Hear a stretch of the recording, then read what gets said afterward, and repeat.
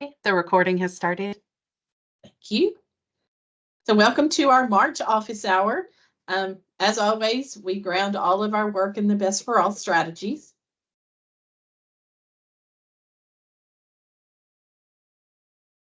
Today we are going to talk about growth and achievement measure selections, share some additional resources, and work through our next steps.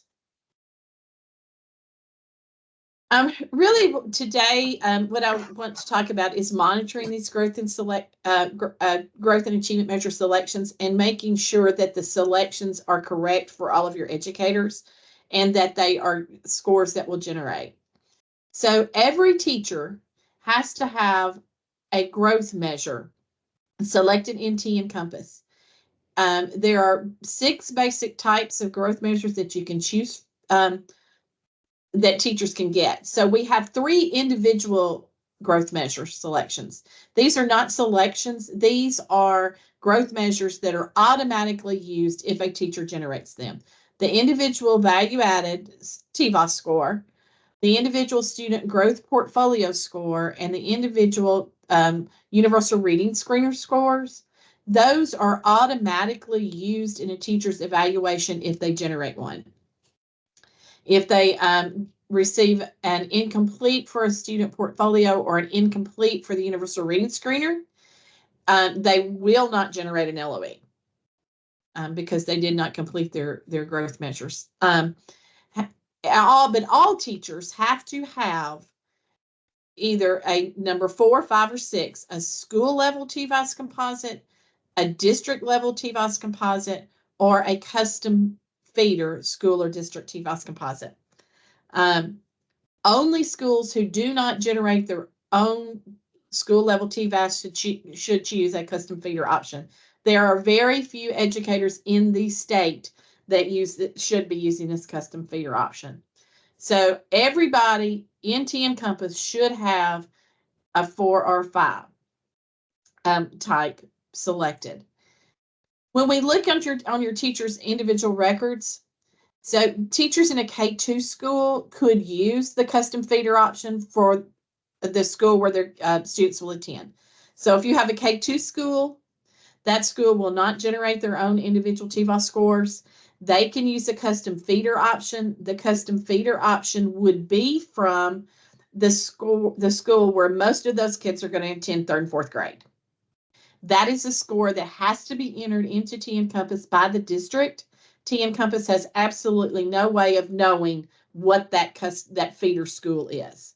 So if teachers are choosing a custom feeder composite, that score must be entered by the district when scores are released.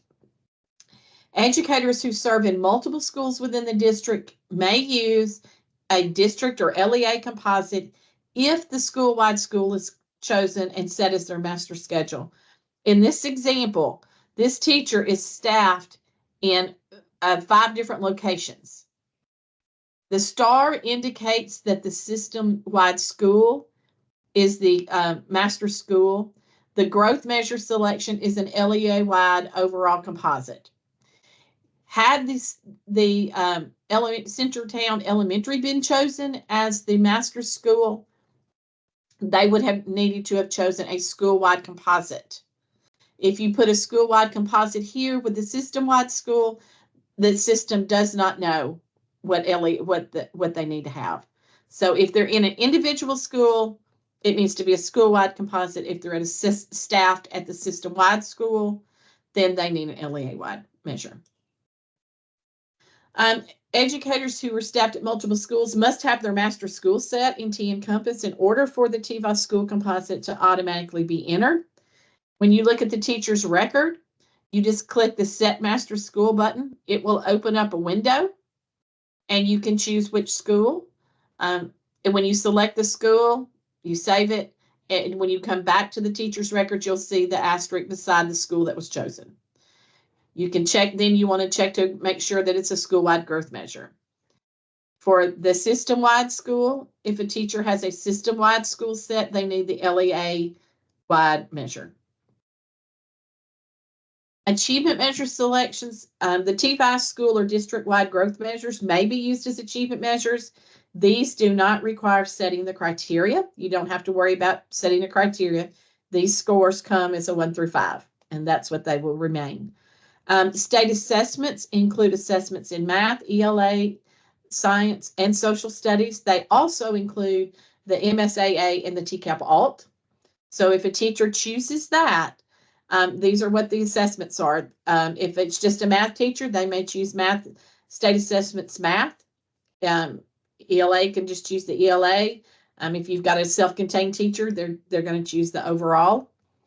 You can find these success rates in your accountability files using your assessment files. That's the easiest way to find the scores, to enter those scores at the end of the year. Off-the-shelf assessments are intended to provide a measure of achievement for teachers in non-tested grades and subjects for evaluation purposes. So these are intended to be for teachers who don't have state assessments. That there's nothing that prevents a teacher who is giving a state assessment for using an off-the-shelf.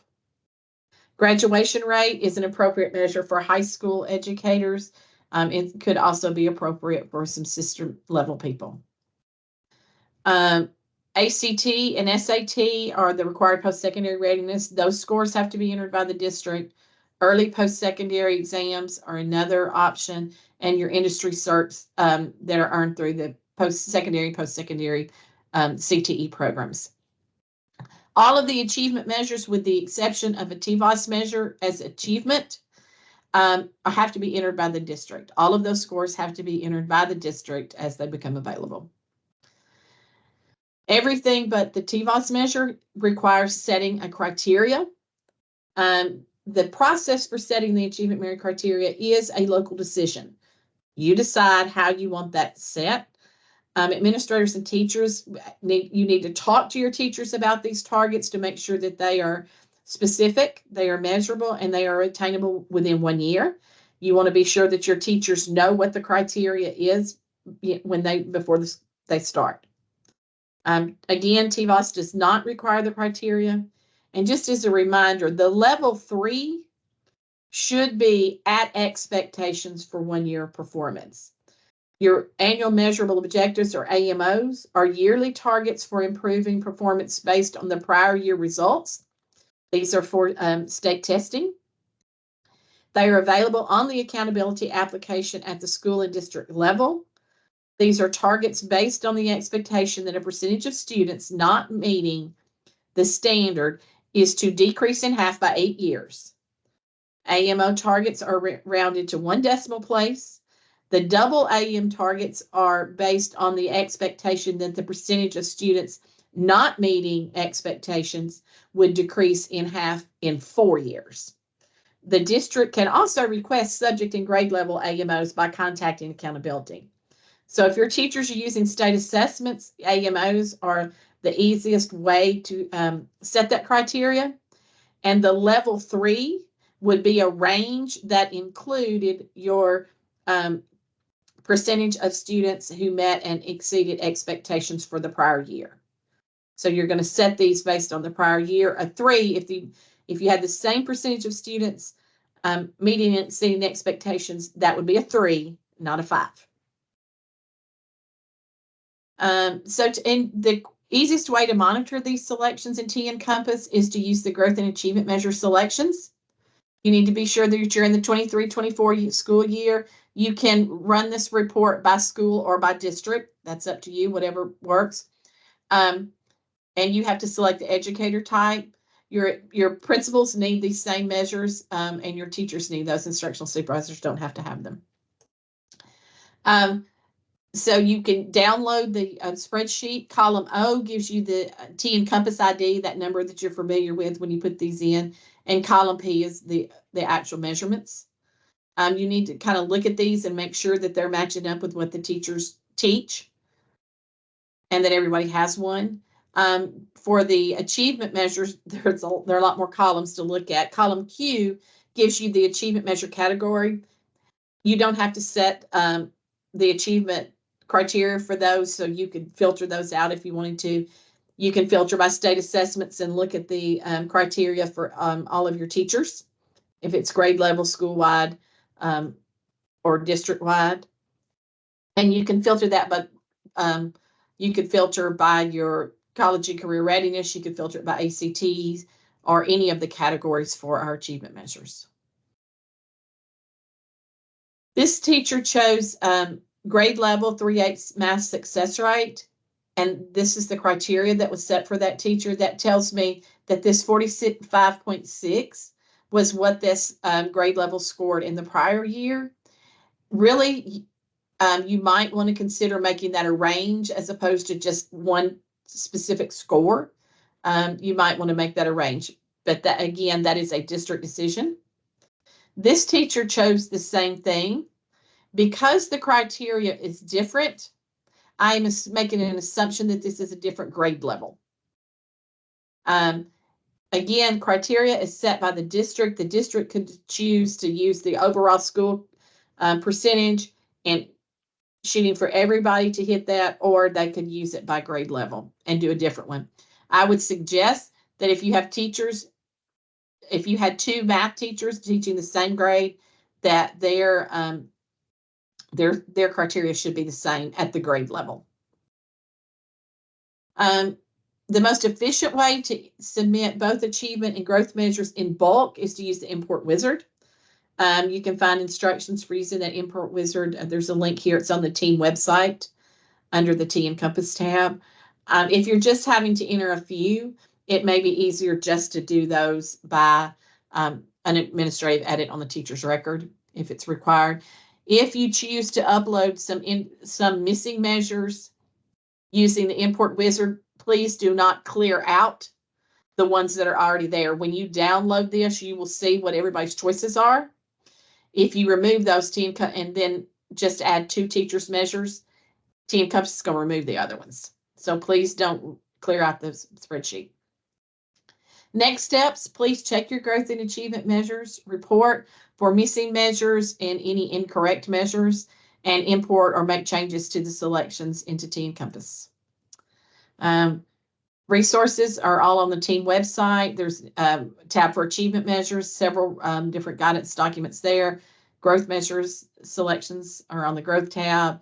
You can use the import wizard. It's a link to our team website and the teacher evaluation handbook in case you might need that. We will have our next meeting on April the 4th. We're going to talk about things to wind up the year. And then on May the 2nd, we will have another one, and we will talk about entering these achievement measure scores, but we're also going to talk about the flexibility survey. With any questions, please, as always, email team.questions@tn.gov.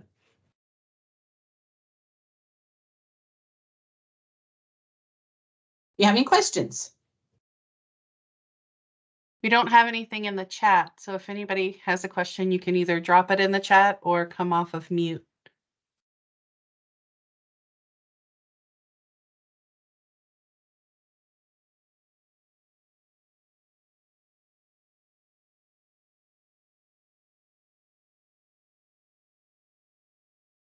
If there are no questions, we will stay on for a few minutes. If there are no questions, you're getting a little time back in your day. I hope you have a great day. And if you're not on spring break this week, I hope you have a wonderful spring break whenever that may be.